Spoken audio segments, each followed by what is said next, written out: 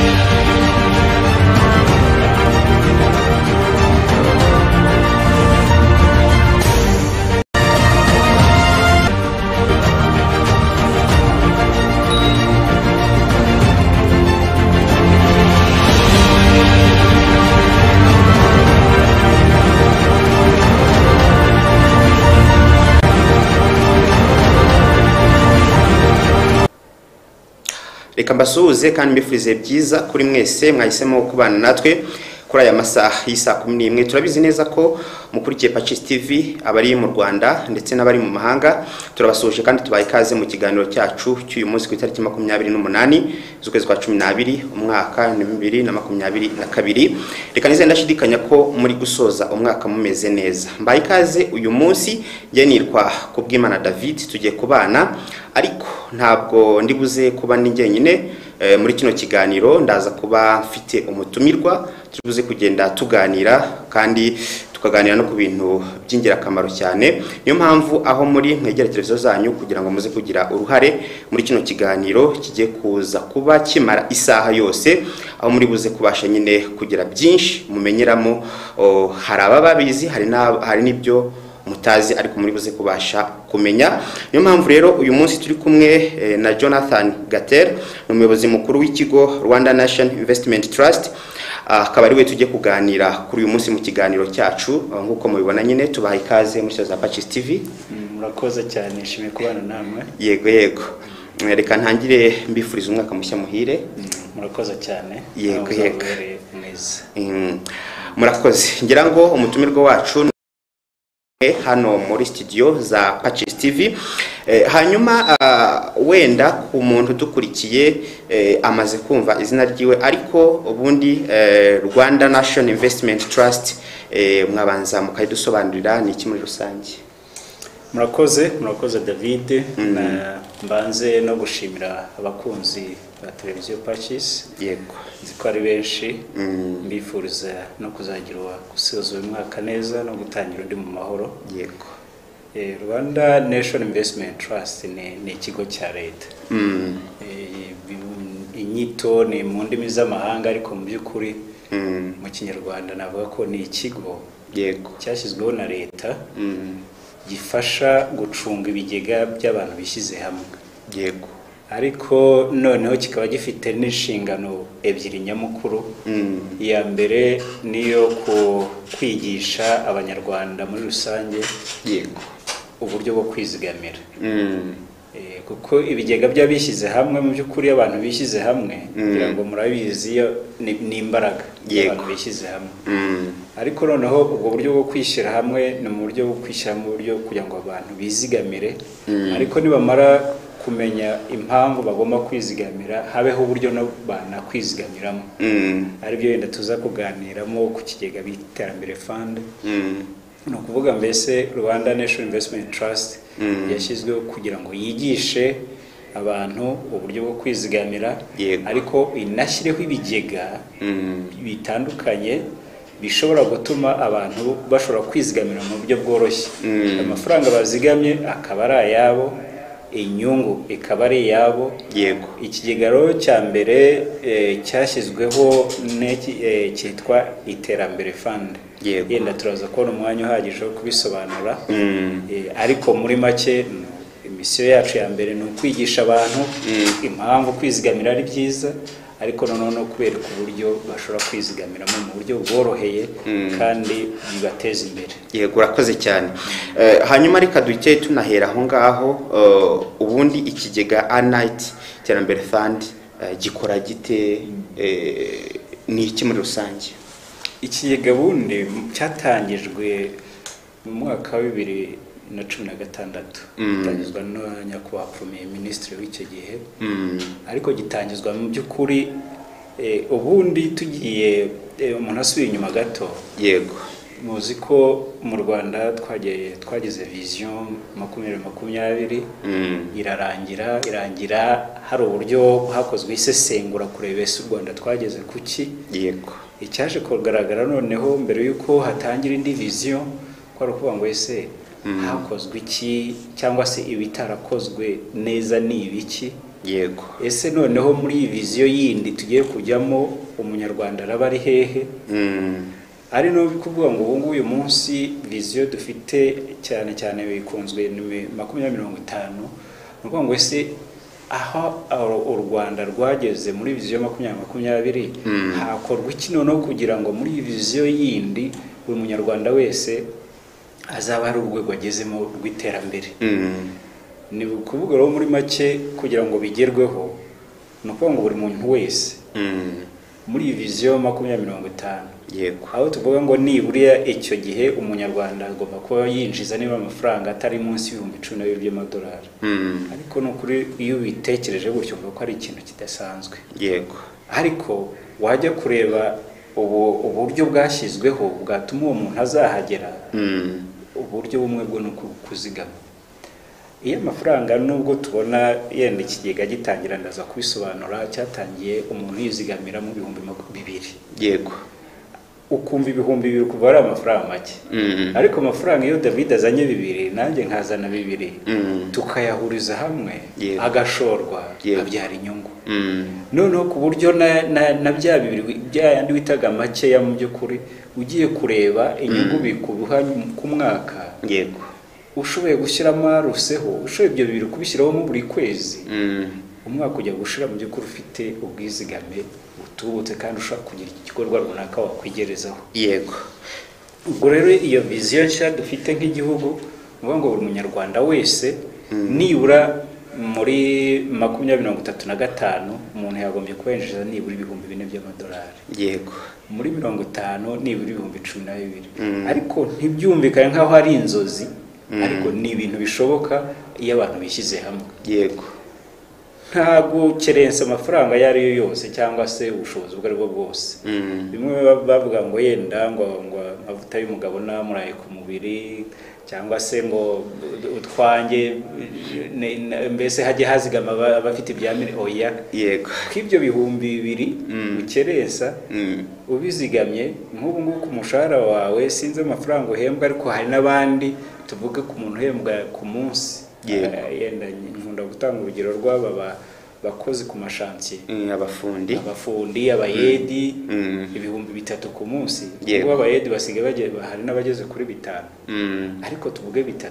yego, ugafataho 2 ukabizigama, kimwe ukagikoresha. yego, nyuma y'ukwezi ushaka kuba uzigamye nibura tuvuge nk'ibihumbi 30 n'urugero. ayo mafaranga iyo ahurijwe hamwe agashorwa, leta yashyizeho uburyo ayo mafaranga iyo yashowe abantu inyungu ibone ivuyemo isonewe imisoro. yego, nicyo rero dukora twebwe mu Kigega Iterambere Fund. yego, umuntu wese ushoyemo amafaranga bari umunyamigabane. iyo uzanye 2 tugufunguriza konte yawe ni nimero y'irangamuntu yawe. ni ukuvuga ngo utarafite nimero y'irangamuntu nk'umwana utari wageze imyaka yo akoresha irangamuntu y'umubyeyi we. ariko irangamuntu yawe niyo nimero yawe. yego, niyo konte yawe. icyo gihe amafaranga rero kuyakusanyije araza tukayashyira kuri konte yawe. ariko amafaranga byumvikane ntabwo tuyararana, duhita tuyashora. ahubwo bikagaragara wowe mu bitabo byacu ko David ukwezi yizigamiyemo 2 no gutaha nuko nyuma y'umwaka tukakwereka certificate yerekana amafaranga umaze kugezamo n'inyungu. kuko inyungu igendwa ibarwa buri munsi. ntekereza ko ku bantu badukurikiye harimo abantu b'ingeri zose kandi bakora imirimo itandukanye. umuntu ashobora kwibaza uti kubera iki ubundi mwashyizeho ko byibuze umuntu agakwiye gutangira kwizigamira guhera ku 2,000 kuki mutatekereje 1,000 cyangwa se 500? birumvikana amafaranga mu by'ukuri 2,000 ushaka kwibaza ko ari menshi cyangwa se ari na makeya bitewe n'umuntu uko yabona. Yego.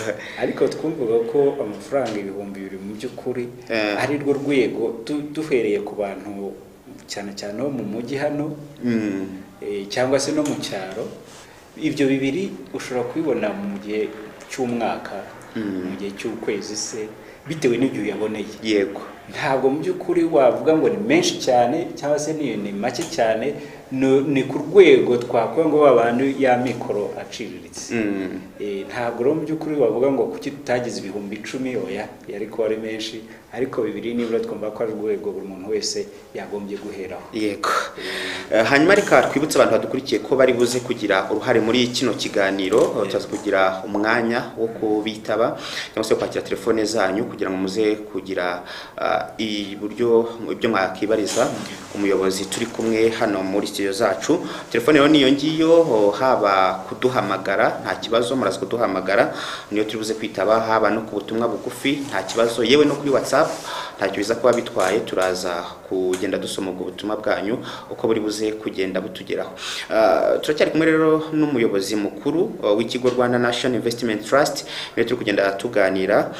Hari uburyo umuntu ashobora kwibaza ibintu ariko kuba tugufite n'iby'agaciro gakomeye kuko uraza kubasha kudusubiza yenda n'abadukurikira babonereho mu buryo bufatika, nko ku muntu mwatangiranye mu Kigega Rnit Iterambere Fund, yatangiye n'urugero yizigamira 2,000 ku munsi.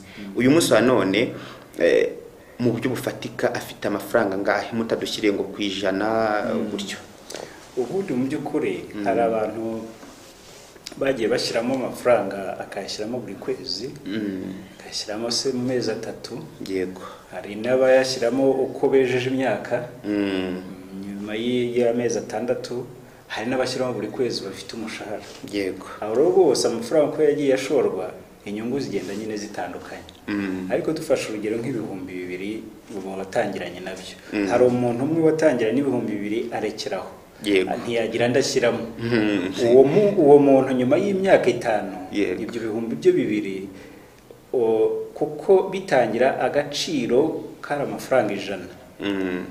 Mbese no kuvuga ngo umugabane umwe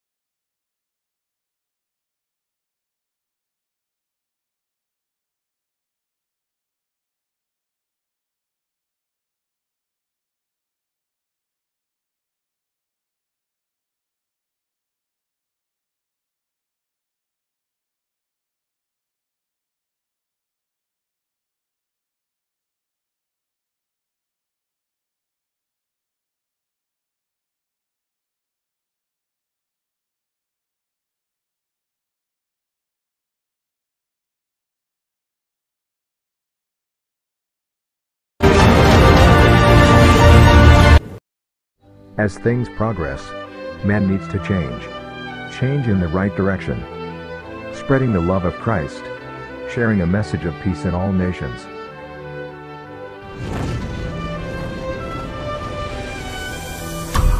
Patches TV, your life renewed in Jesus Christ. Patches TV mudatenguha mu gutumika iri ku isonga, ubu yabaye igisubizo kubifuza kwamamaza no kumenyekanisha ibikorwa byabo by'umwihariko tuributsa imiryango y'abihaye Imana, abapadiri, ababikira, abafurere n'indi miryango cyangwa se ibindi bigo bitandukanye kugana Pacis TV ikabafasha gutambutsa imbona nkubone ibirori byanyu, bityo bigakurikiranwa n'abari mu Rwanda hose ndetse no hanze y'u Rwanda, bitabaye ngombwa ngo babe bibereye mu birori. Ku bindi bisobanuro mwahamagara nimero mubona kuri ekara zanyu arizo 0788 32 92 mwese muhawe ikaze kuri Pacis TV muri Isanga.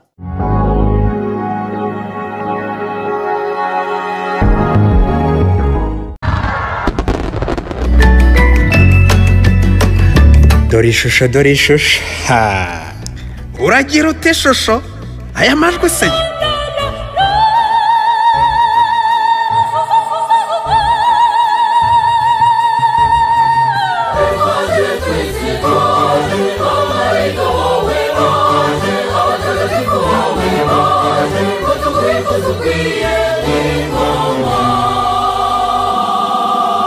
ha injyana rero rangiza ndakora iki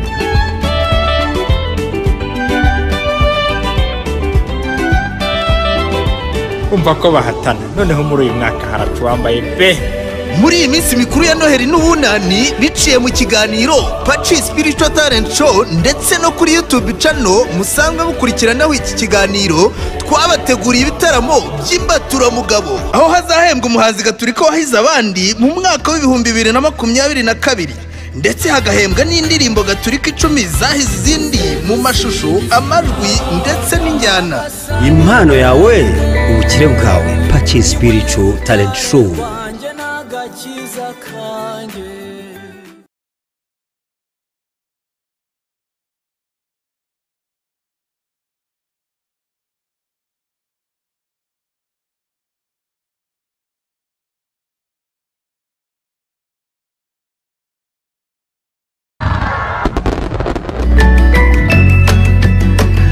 Dore ishusho ha uragira ute shusho aya majwi se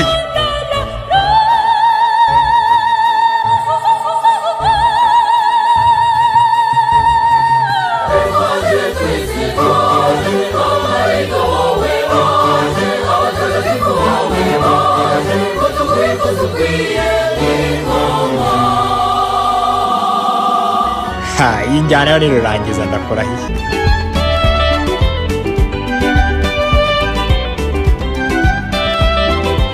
umva ko bahatana noneho muri uyu mwaka haracuwambaye pe muri iyi minsi mikuru ya Noheli n'ubunani biciye mu kiganiro Pacis Spiritual Talent Show ndetse no kuri YouTube channel musanzwe mukurikiranaho iki kiganiro twabateguriye ibitaramo by'imbaturamugabo aho hazahembwa umuhanzi gaturika wahize abandi mu mwaka w'ibihumbi 2022 ndetse hagahembwa n'indirimbo gaturika 10 zahize izindi mu mashusho amajwi ndetse n'injyana. Impano yawe ubukire bwawe Pacis Spiritual Talent Show.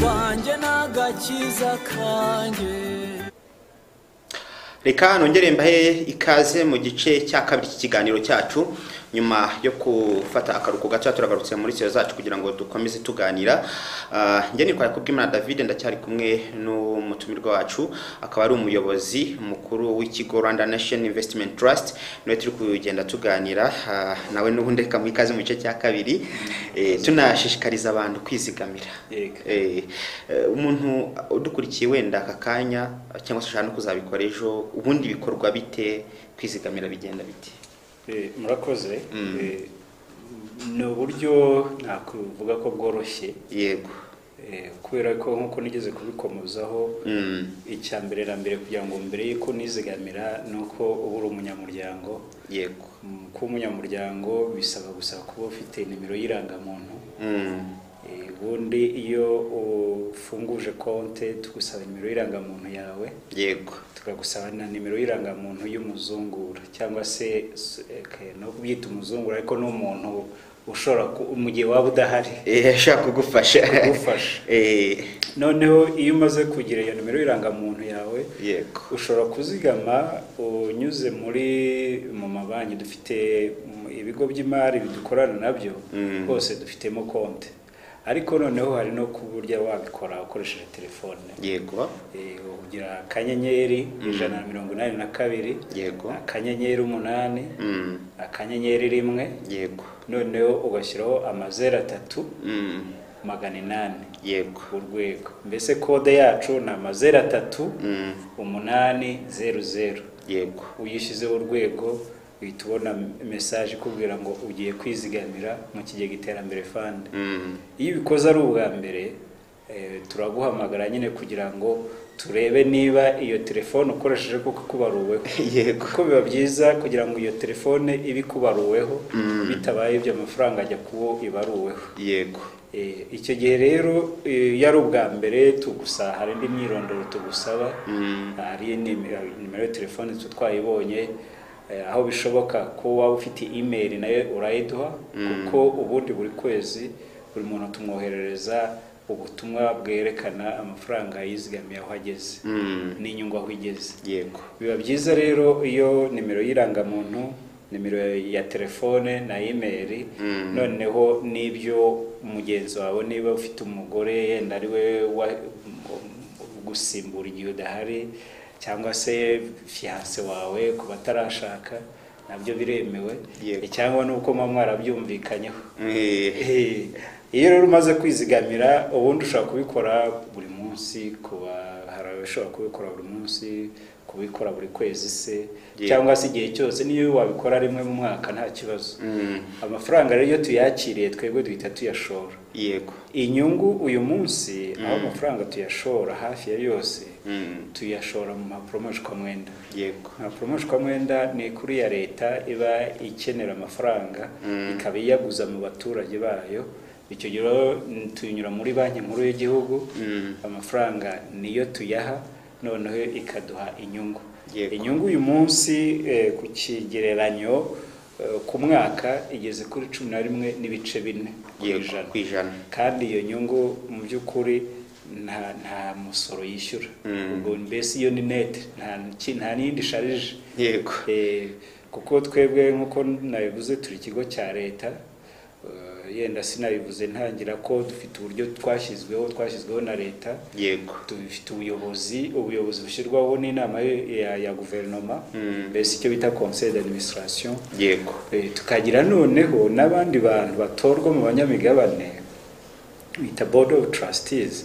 Abo ngabo ni abantu 7 batorwa mu banyamuryango kugira ngo noneho bakurikirane inyungu z'abantu bashoye imari mu kigega. Tukagira noneho n'umubitsi ni banki nkuru y'igihugu, ariko banki nkuru y'igihugu ikaba ifite n'izindi nshingano zo kureba uburyo dushoramo amafaranga. Kuko buriya beneri niyo umuyobozi w'ibigo by'imari byose. Ubwo natwe yaduhaye uburenganzira bwo gukora akazi ko gucuruza amafaranga. Ariko tukagira n'ikindi kigo benshi bakunze kubazi ngo cya Capital Market Authority. Buriya nicyo gishinzwe amasoko y'imari n'imigabane. Nabo rero baratuyobora. Urumva dufite abayobozi bagera kuri 3 batandukanye. Tukagira noneho n'umugenzuzi w'imari ya leta. Ubwo nawe nuza kureba noneho wawunda amafaranga akora y'abaturage acunzwe ate. Yego. Ese inyungu bavuga batanga niyo koko? Ku buryo buri mwaka mugenzi w'imari ya leta araza akakora audit agatanga raporo yo. Kugeza ubu ngubu raporo zacu ni nta makemwa. Yego. Abantu rwose bagerageza bakaza mu Kigega Rnit Iterambere Fund, bakaba bagira gute, bakaba bakizigamira, kuko burya kwizigamira ntako bisa. Ntako bisa, reka yenda nanabikomozeho. Muri iyi minsi tuvuyemo abantu benshi barabibonye bya covid. Abantu bari barizigamiye mu Kigega Iterambere Fund byarabatabaye pe. Yego. Ku buryo mu myaka 2 yonyine kuva muri 2021 abantu basaga 6,500 bagiye basaba gusubizwa amafaranga yabo muri cyagiye cyaguma mu rugo. Yego. Bakaba barashubijwe amafaranga ari hejuru gato ya miliyari 3.5. Kumva ko uyu muntu yabaga yarizigamiye rero nta kibazo yagiraga. Nta kibazo yagiraga. Ariko umuntu ashobora kwibaza wenda mukira aho ngaho, nibyo koko twumvisemo kwizigamira. Ariko se ubundi umuntu igihe ashakiye gukuramo amafaranga ye murabimwemerera cyangwa mushyiraho igihe runaka? ubundi mu by'ukuri ari amafaranga barayawe nubwo twigisha abantu ko kwizigamira yagombye kureka nibura akamaro mu gihe runaka yego ariko igihe ukeneye urayahabwa bisaba iminsi ine gusa kubera yuko kuva ku wa mbere kugera ku wa kane twakira abantu basaba gusubizwa amafaranga ntabwo rero waza uri umwe ku giti cye turabakusanyiriza hamwe noneho ku wa gatanu hakabaho kugenzura yego hataba hari umuntu wihishemo ya fraude cyangwa iki icyo gihe tugenzura yego nimero y'irangamuntu yawe umuntu wasabye amafaranga niba araye tukagenzura nimero ya konti waduhayeho amafaranga tuyashyira kuko ntabwo tuyatanga mu ntoki yego iyo tumaze kugenzura ku wa mbere w'icyumweru gikurikira amafaranga ajya kuri konti yawe kugeza ubu ngubu nta kibazo na gito turagira ku muntu wese iyo yasabye amafaranga yanama tubwo habayeho nk'uburiganya cyangwa iki kugeza ubu ngubu abantu bose bazigama iwacu ni inyangamugayo niko navuga nta bujura turabona nta nubwo twifuza ko ariko none n'uburyo bikorwamo nta buryo byakoroha kugeza ubu ngubu kandi ntabwo ko n'abanyamuryango tumaze kubagwiza abantu ku giti cyabo bararenga 10,500 yego ariko hari abandi banyura mu bimina ngira ngo nka pakisi bakurikiye pakisi bimina ni ijambo bamenyereye hari abantu basaga ubu ngubu 35,000 yego bagiye mu magroupe kuri za paruwasi imiryango remezo kugira ngo birumvikana cyane ku bakurikiye televiziyo abantu rero nibo benshi n'amafaranga bamaze kugezamo aratubutse kuko ubu ngubu uyu munsi tuvugana amafaranga agezemo arasaga miliyari 27 ariko nk'uko nabivuze hamaze kuvamo izindi zisaga 6 zagiye zikurwamo gutyo mu buryo by'abantu aza yaba akeneye amafaranga akayasubizwa nta kibazo rero ko twagombye kuba dufite nibura hafi nka miliyari 35 yego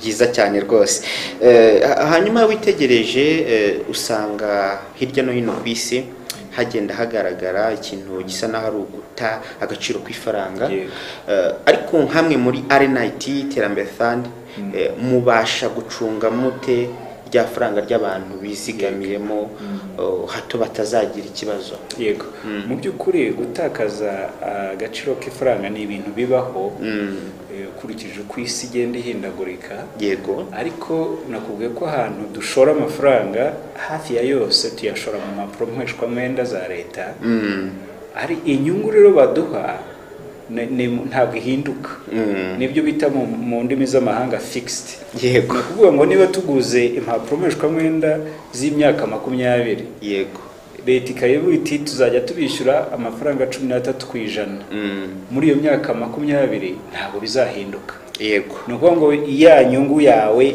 niyo iri fixed ntabwo izahinduka ku buryo rero niyo byata agaciro ariko nibura uzi ngo wowe inyungu yawe uzabona ntabwo izata agaciro yego ikindi nuko nkuko nabivuze turi ikigo cya leta buriya leta niyo garanta mbese ni nka umwishingizi umwishingizi no kuvuga ngo uko byamera kose amafaranga wizigamiye byanze bikunze uzayabona n'inyungu yayo kuko leta niyo mwishingizi wawe umuntu ashaka kwibaza se nta kibazo ubu na kimwe kigeze kibaho hagati yanyu wenda n'abantu babasha kwizigamira muri Rnit kuva ikigega cyabaho nta kibazo na kimwe kigeze kigaragara kugeza ubu ngubu mu by'ukuri turashima Imana ko nta kibazo kigeze kigaragara no muri biriya bihe twavuyemo byaguma mu rugo abantu bakoreraga mu rugo yego abantu amafaranga yabo barayabonye pe ku buryo nta muntu n'umwe ushaka kuvuga ati nge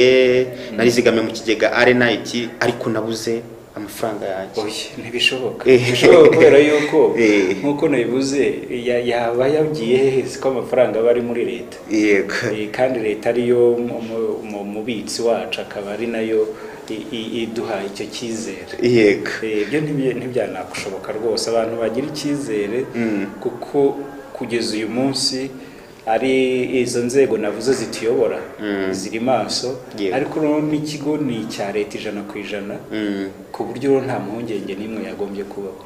Impungenge ko ati twabura byacu oya ntibishoboka izo mpungenge ziveho rwose ziveho ko turi ikigo cya leta 100% nkuko nayivuze umuyobozi mukuru washyirwaho n'inama ya guverinoma yego inama y'ubuyobozi ishyirwaho n'inama ya guverinoma noneho hakaba n'urwego rutorwa n'abanyamuryango ubwabo burya buri mwaka tugira inama rusange iba mu mpera zo kwa gatatu n'ubungubu umwaka utahizaba yego ubu abanyamuryango bashya nabo ngo bari bwizigamira uyu munsi baraba abanyamuryango uburyo mu kwezi kwa gatatu nabo bazatumirwa mu nama rusange babe bashobora kuba banatora abandi bayobozi kandi banarebe noneho na raporo y'uko ikigega gicunzwe. Yego birumvikana rero ni ikigega kizewe nkuko mwagiye mu byumva nawe ubwawe washyiramo amafaranga ukizigamira kuko ejo kuko yabibabwiye nyine mu bihe byaguma mu rugo hari abantu babashe gufasha kandi uyu munsi none bavuga bati Rnit ni ya mbere. Iyi televiziyo ibasha kugera hirya no hino ku isi yabiburayi tugerayo hari abantu badukurikiye bari aho ngaho. Ese kuko iki kigega cyaba cyarashyiriweho abanyarwanda gusa cyangwa n'aba diaspora niba kuko n'aba diaspora barimo bo bashobora kukizigamiramo bate? Yego diaspora dufitemo abantu benshi muri diaspora yego muri Canada Amerika cyane Burayi ni benshi pe hari abagiye bafite konte mu gihugu mu Rwanda yego bafite konte mu mabanki y'inaha ariko hari n'abashobora kohereza amafaranga ubungu Iterambere ryaraje hari abayohereza ariko hari n'ibindi bakoresha bya World Rnit ku buryo icyo dusaba gusa nubwo uwo muntu yaba ari mu mahanga ufite irangamuntu biradufasha kuko burya irangamuntu u Rwanda buriya tugira amahirwe yuko nimero y'irangamuntu iba ari iyawe yego umuntu wayihuza naho wagira uko byamera kose kandi noneho ukuntu ikigo cyacu giteye dukorana n'ikigo cy'indangamuntu cy'abita NID ku buryo dushyizemo nimero yawe umwirondoro wawe wose turawubona.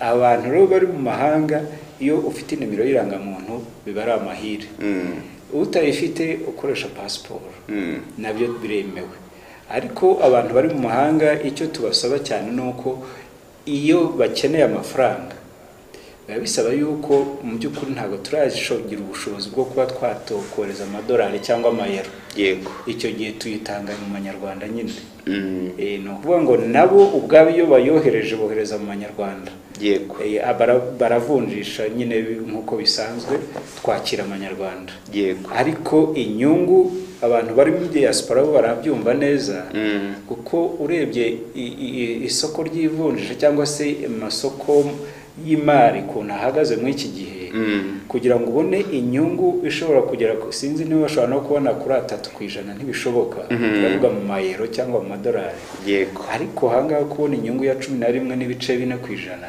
ni inyungu itubutse kuko hari n'abibwira yenda yuko kuba bavunjisha amafaranga yabo mu madolari cyangwa se amayero mu by'ukuri iyo ubikoze niyo uvunje ukava mu madolari ukashyira mu manyarwanda ugashora mu manyarwanda inyungu ubona yego hano iruta kure iyo wagombye ukabonye uri ayo mafaranga y'amanyamahanga. Twagerageje gukora ikintu kimeze nka scenario no kuvuga ngo ese uvunje ugakura mu madolari ugashyira mu manyarwanda wakongera ugakura mu manyarwanda gusubiza mu madolari n'undi wasanze inyungu babonamo itajya munsi y'8%. Yego urumva rero mu by'ukuri icyo gihe biba byiza ko n'amadolari yawe wayavunjisha ugashora ukagura impapuro menshi kwenda mu manyarwanda igihe wazayakenera ukaba wanayasubizwa nta kibazo. Urakoze cyane. Turagenda twakira abantu muri kino kiganiro badukurikiye kugira ngo tugende dusangira ibitekerezo. Wiriwe neza? Yego muraho neza? Witwa nde uherereye hagana he? Nitwa Mugabana Carlos umerereye Kicukiro ariko mvuka mu karere ka Huye. Yego. Ikiganiro mwagikurikiye? Ikiganiro twagikurikiye neza. icyo ushaka kumubaza yego ese kwizigama tumbitse kari bibiri ese muri ibyo bibiri nta nyungu nk'uko andi mabanki adukata ntabwo bakataho nta nyungu bakataho reka gusubize urakoze mugabo nake mu by'ukuri twebwe nakuye ko turi ikigo cya leta ntacyo dukata rwose amafaranga abara yawe byumvikane ko ari uburyo leta yashyizeho bwo gufasha abanyarwanda kwiteza imbere no kuvuga rero twebwe umushahara yacu ni leta iwitwishyura icyo twifuza gusa nuko abantu bazigama inyungu ikaba ari iyawe igihe amafaranga yakeneye urayahabwa n'inyungu yayo rero buriya ngewe nashatse kugira bakimara kuyamamaza nashatse kubikora yego ariko imbogamizi babivuga kuri radiyo y'igihugu kuri RBA yego tukumva icyo kibazo mbajije ategereza ko bakivugaho nk'inyuma ariko nkabageze amahirwe yo kubona batumiye umuvandimwe ubidusobanurira neza ubu rero uhite ujyamo yego urakoze cyane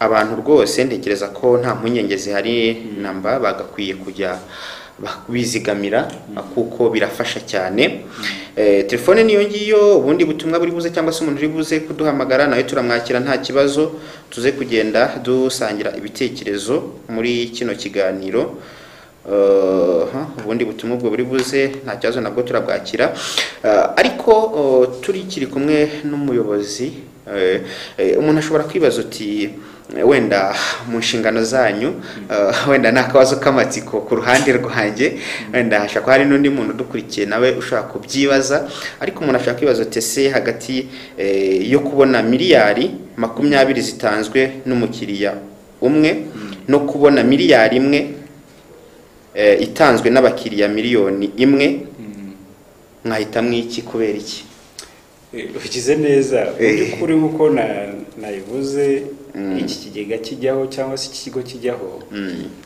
ni ukugira ngo kigere kuri buri munyarwanda wese yego byaba byiza buri munyarwanda wese ashoboye kwizigamira mu kigega Iterambere Fund aho kugira ngo haze umuntu umwe azana iyo miliyari mu by'ukuri twakwifuje ko haza abantu 1000 buri wese azana 2 tukazagera kuri ya miliyari niyo byaba nyuma y'umwaka ariko nibura buri muntu wese yashoboye kwizigamira kubera icyo ubwo kubera yuko icyo twifuza ni rya terambere rirambye ry'igihugu yego nkuko nabivuze bitangira turareba muri vision 2050 iyo tuvuze ko igihugu kizaba kigeze ku rwego runaka tuba tuvuga abanyarwanda ntabwo tuvuga umuntu ku giti umuntu umwe yego byumvikana ko twifuza ko buri munyarwanda wese yazaba ageze ku rwego rwo kwibeshaho neza kuruta yuko twaba dufite abantu babiri mu gihugu aribo bafite iyo mutungo icyo gihe baba bari bo bonyine bibeshejeho ariko abanyarwanda rusange twifuza ko batera imbere basigaye inyuma yego icyo twifuza rero nuko buri muntu wese azana bya 2 bye nibura tumaze miliyoni hafi 13 yego nibura tukagira nka miliyoni 9 z'abanyarwanda buri muntu wese azigama 2 kuruta ko twagira abantu 10 bazigama miliyoni 100 ngahe bonyine yego turifuza ko rwose byumvikane abakristo badukurikiye buri muntu wese ku rwego rwe azigama uko ashoboye erega burya 2 tunavuga ni intangiriro ariko umaze kubigeramo kuba umunyamuryango ushobora no kuzigama 500 yego ushobora no kuzigama rwose amafaranga yari yo yose wenda ku bantu badukurikiye hari abantu badukurikiye bari hirya no hino mu maparuwasi no mu madiyoseze agiye atandukanye mwasaba iki abakristo gatolika badukurikiye muri kano kanya bifuza kujya mu kigega Rnit Iterambere Fund mwebwe mwabasaba iki nk'umuyobozi ikintu cya mbere cyo hari imvugo Kiliziya Gatolika ikunda gukoresha ngo roho nzima mu mubiri muzima. Yego, iki kintu ndacyemera. Buriya rero umukristo nyawe, yego, ufite roho nzima igomba no kuba mu mubiri muzima. Umubiri muzima rero nta buryo uzawugeraho utazigamye. Nguvuga uti nibura uyu munsi ndigomwa bibiri, ariko ejo ibyo bibiri bizabyara inyungu, ushobore kwibeshaho n'umuryango wanjye. Icyo twifuza rero abakristo ni uko buri muntu wese yagera kuzigamira ejo hazaza, akashobora kwiteza imbere, ariko noneho binakarufasha noneho na ya Kiliziya muri rusange, kubera ko abantu iyo bashyize hamwe ukazigama na mugenzi wawe akazigama, icyo gihe mutizanya imbaraga, noneho bwa buzima twifuza bwiza bw'ahazaza h'abanyarwanda muri rusange tukabugeraho twese. Icyo twifuza ni uko abantu banyura mu bimina, babikora ku giti cyabo, ukoresheje telefone akanyenyeri 182 akanyenyeri 8 akanyenyeri 1 akanyenyeri 3 urwego. Icyo gihe amafaranga yose wohereje atugeraho, kandi iyo tugezeho hari ubwa mbere turamuhamagara tukamusaba, tukareba ko ya nimero imubaruyeho. Yego, icyo gihe amafaranga barayawe, ahasigaye ukazajya uzigama uko yabonye, amafaranga wayakenera ukayahabwa. Nkuko nabivuze, inyungu rwose iratubutse muri iyi myaka 5 ishize.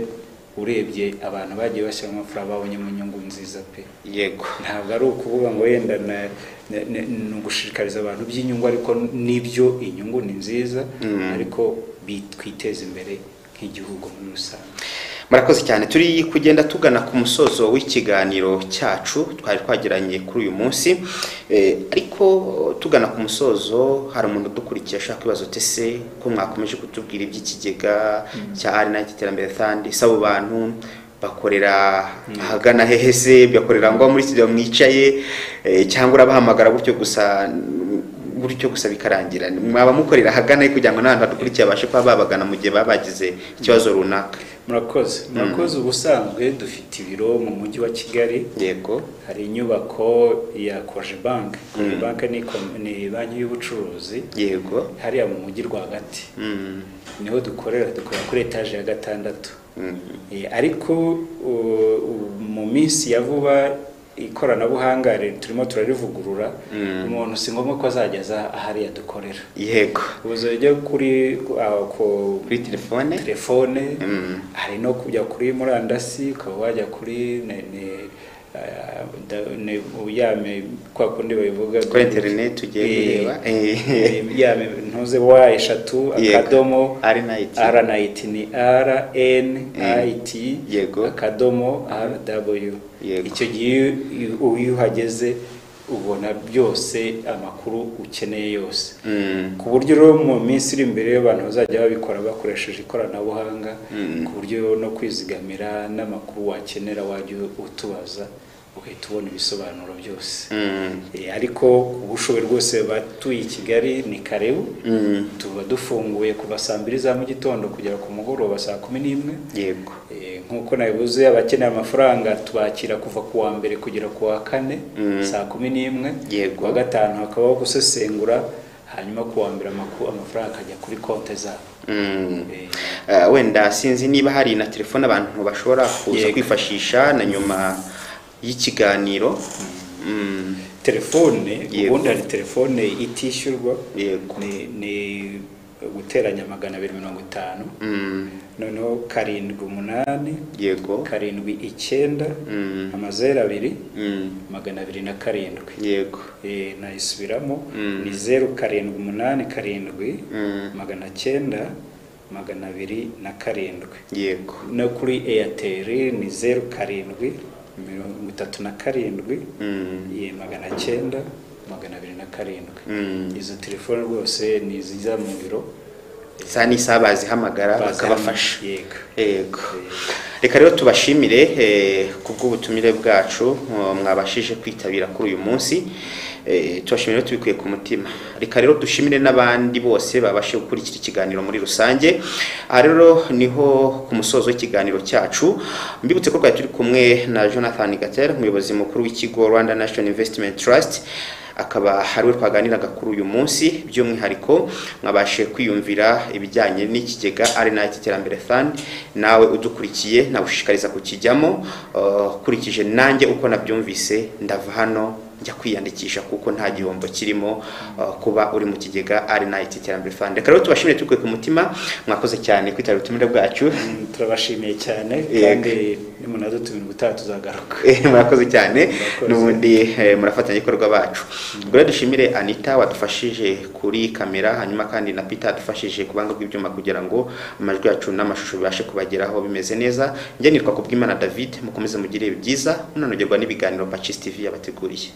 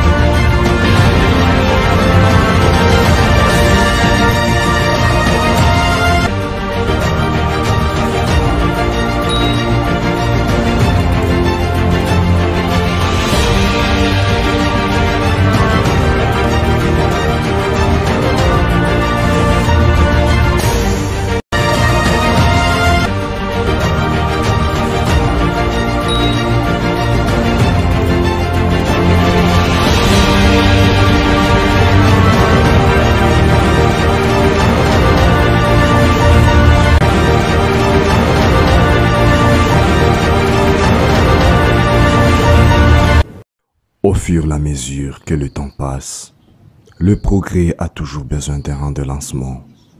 Une onde numérique ayant pour objectif de répandre un bon message. Un message de paix dans toutes les nations. À partir de Pachis TV, ta vie renouvelée en Jésus-Christ.